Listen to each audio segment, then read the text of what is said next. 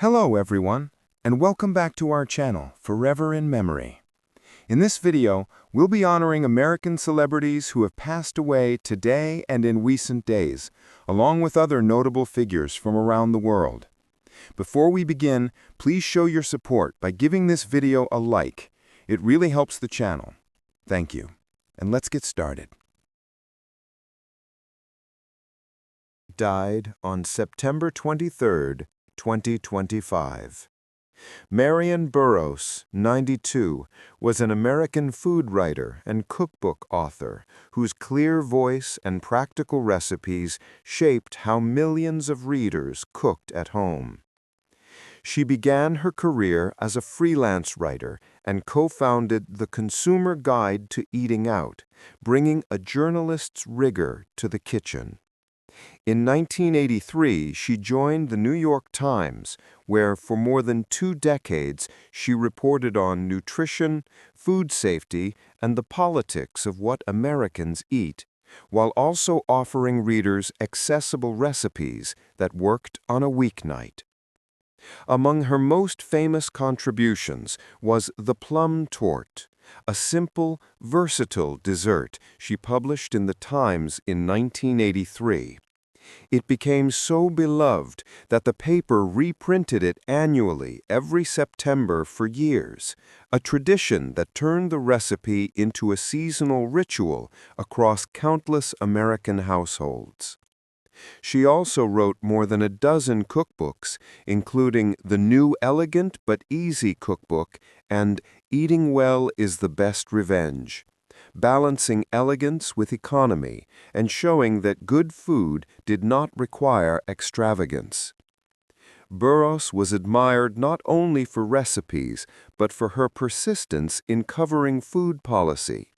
She wrote about labeling, organics, additives, and the growing influence of agribusiness long before these were everyday topics. Her columns reflected a belief that what we cook is tied to how we live, how we shop, and what we value as a society. Her legacy is both practical and cultural. A torte baked every autumn, a shelf of cookbooks still in print, and a generation of readers who learned to trust that her instructions would guide them to success. Colleagues and home cooks alike remember her as a writer who respected their intelligence, never condescended, and insisted that food writing could be both joyful and serious. Died on September 22, 2025. Ivar Buxla, 84, was a Norwegian theologian and educator who devoted his career to studying and teaching Christian philosophy and ethics. A professor at the University of Agder, he became known for his thoughtful interpretations of faith in contemporary society, linking scripture with modern moral dilemmas. Buxla was respected not only in academic circles, but also as a public intellectual who contributed to debates on religion's place in a changing Norway. His lectures, articles, and pastoral guidance emphasized dialogue, humility, and the role of compassion as a living principle. Students recall his ability to make abstract theology concrete, drawing connections between doctrine and everyday life. Beyond scholarship, he engaged in interfaith and cultural conversations, believing that understanding across traditions was essential for social harmony. He served on committees, wrote essays, and mentored clergy who carried his influence into congregations across the country. His passing leaves a gap in Norwegian theological life. He's remembered as a teacher who married intellectual depth with human warmth, a scholar who valued clarity over complexity, and a believer in the power of ideas to nurture both faith and society. Died on September 21, 2025. Miguel Calderón Gómez was a Spanish jurist, academic and former magistrate whose long career bridged the classroom, the courtroom, and public service. Trained in law during the democratic transition of Spain, he became known as both a careful scholar and a principled judge, respected for clarity in reasoning and fairness in rulings. Calderón Gómez taught generations of law students, publishing essays and commentaries that connected constitutional principles with the lived realities of citizens. His lectures emphasized that justice was not an abstraction, but a daily practice requiring rigor, humility, and respect for human dignity. Colleagues valued him as a mentor who offered guidance freely, encouraging young lawyers to see law as service rather than status. On the bench, he gained a reputation for independence of thought and balance, resisting political pressure while insisting on transparency and accountability. His written opinions were praised for their precision and for their insistence that the law remain a tool for protecting rights, especially in times of social or economic tension.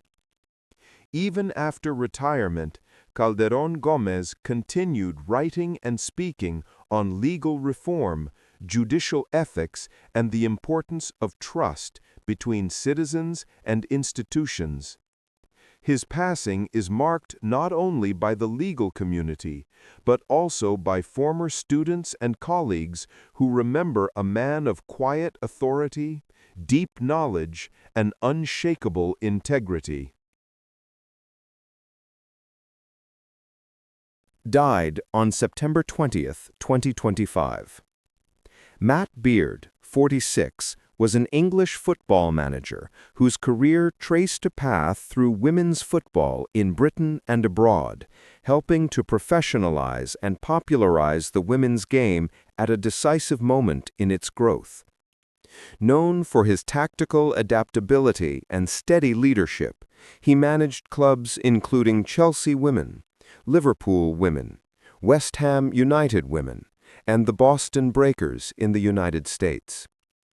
Beard's most celebrated spell came with Liverpool, where he guided the team to back-to-back FA Women's Super League titles in 2013 and 2014, proving that careful recruitment and modern training could lift the profile of the league itself. Later roles with West Ham and a return to Liverpool reinforced his reputation as a builder, someone who could shape a squad, establish a culture, and leave it stronger than he found it. Abroad, his work in the National Women's Soccer League extended his influence into a new market, bringing English managerial perspectives into conversation with the American game. Players often spoke of his man-management skills, an ability to demand professionalism while also protecting the human side of sport. He mentored young talents into internationals, balanced veteran experience with youth, and consistently advocated for better facilities, medical support, and respect for women's teams. His death at a relatively young age is felt across the football world. Tributes describe not only a coach with trophies, but a pioneer who treated the women's game with the seriousness it deserved, laying the groundwork for the global visibility and investment it enjoys today. Died on September 25, 2025. Aria Moscona, 83, was an Israeli actor and television personality whose warm presence and versatile talent made him a familiar figure to audiences for decades. Trained in the performing arts in Tel Aviv, he built a career that crossed stage, screen, and broadcast, often bringing humor and humanity into his roles. Moscona appeared in numerous Israeli films and television productions, where he became known for his ability to inhabit both comic and dramatic characters with equal conviction. His timing and understated charm made him a favorite in ensemble casts, while his interviews and appearances as a host or guest revealed a quick wit and a gift for storytelling. Beyond acting, he was admired for his commitment to nurturing local culture. He participated in community theater, supported younger performers, and lent his voice to projects that highlighted Israeli life in all its variety. Colleagues often spoke of his generosity behind the scenes, an actor who cared about the collective craft as much as his own spotlight. His passing is marked not only by the entertainment industry, but also by viewers who grew up with his performances and felt they knew him personally. Arya Moscona is remembered as a performer who bridged eras of Israeli media, leaving behind a legacy of laughter, empathy, and enduring artistry. Died on September 22, 2025.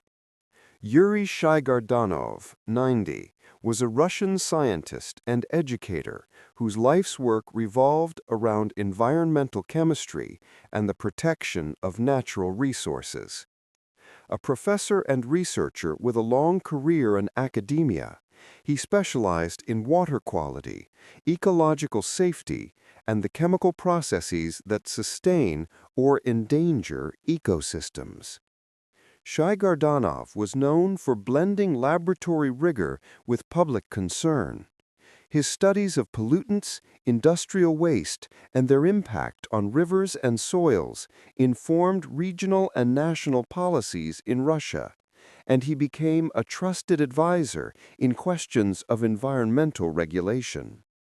Beyond research, he was deeply committed to teaching, guiding students through both the theory and the ethical responsibility of science. Many of his pupils went on to careers in ecological monitoring, public health, and sustainable development, carrying his influence into new generations. He published widely in scientific journals, wrote textbooks, and presented at conferences, always with an emphasis on how chemistry could be applied to safeguard daily life. Colleagues remember him not only for his intellect, but for his openness, an academic who welcomed debate and believed science should serve the public good. His passing closes a chapter in Russian environmental science. He is remembered as a pioneer in raising awareness about ecological risks, a patient mentor, and a voice reminding society that stewardship of the natural world is inseparable from human well-being. Born on October 18, 1960, in St. Agatha Berchem, a suburb of Brussels, Jean-Claude Camille François von Warenberg, later known worldwide as Jean-Claude Van Damme, grew up in an ordinary Belgian household with an extraordinary drive. His father, Eugène, ran a flower shop, while his mother, Eliana, looked after the family. From an early age, Jean-Claude was small, shy, and sensitive, often teased for his build, but he discovered in martial arts both a refuge and a destiny. At the age of 10, he began studying Shotokan karate, and it quickly became the center of his life.